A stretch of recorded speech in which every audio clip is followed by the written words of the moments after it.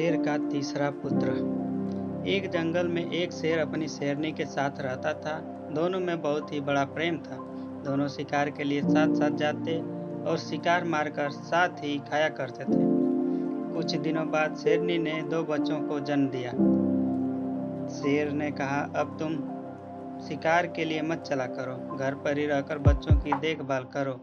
मैं अकेला शिकार के लिए जाऊंगा और तुम्हारे लिए भी शिकार मैं ले आऊंगा। उस दिन से शेर अकेला ही शिकार के लिए जाने लगा।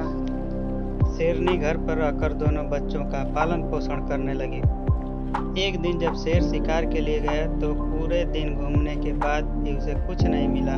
वापस लौटते समय उसने लोमड़ी के बच्चे को अकेले घूमते हुए देखा। आज शेरनी के लिए कुछ भोजन नहीं मिला है, क्यों न इस लोमड़ी को ले चलूं। ऐसा सोच के शेर ने उस बच्चे को पकड़ लिया।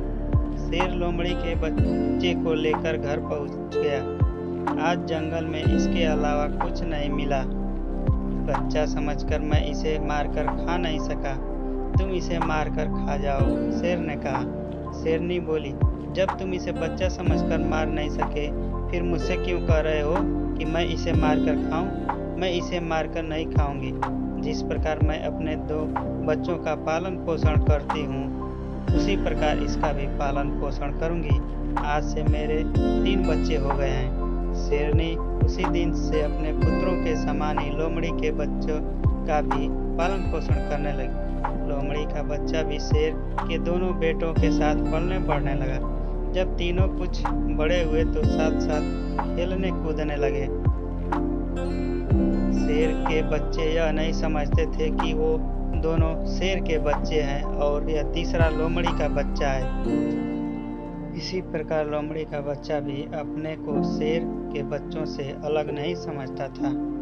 कुछ और बड़े होने पर तीनों बच्चे एक दिन खेलने के लिए जंगल में गए। वहां उन्होंने एक हाथी को देखा।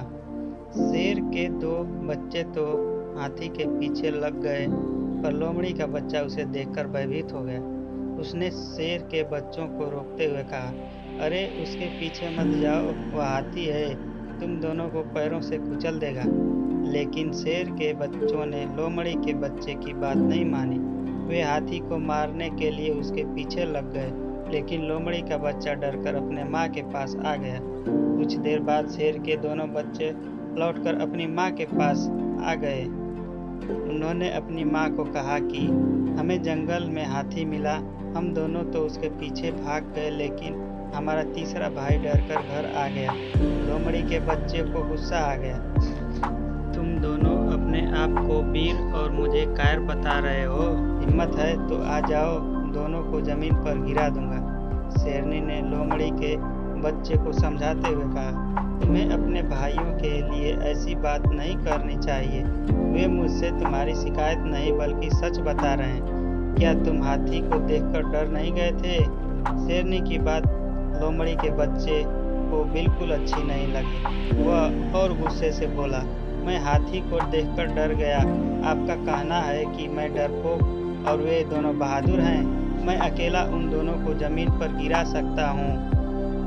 तब शेरनी बोली, देखो बेटा, अधिक बढ़कर बातें करना अच्छी नहीं होता है। यह तो सच ही है कि तुम्हारे वंश के लोग हाथी को देखकर डर जाया करते हैं। शेरनी की बात सुनकर लोमड़ी के बच्चे ने बड़े आश्चर्य भरे स्वर में कहा, क्या कह रही हो? आपकी बात से लगता है कि मेरा वंश और उन दोनों का वंश अलग है। सच बताओ, क्या बात है?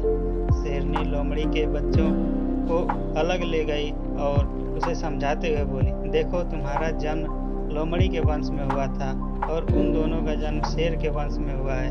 मैं तुम पर दया करके अपने बच्चों के समान ही तुम्हें पाला है। अब तुम बड़े हो गए हो। मैंने तुम्हारा पालन पोषण तो किया है, लेकिन तुम्हारे सभी गुण लोमड़ी जैसे ही हैं, इसलिए तुम उस हाथी से डर गए। मैंने इस भेद को अभी तक अपने बच्चों से छिपा रखा है।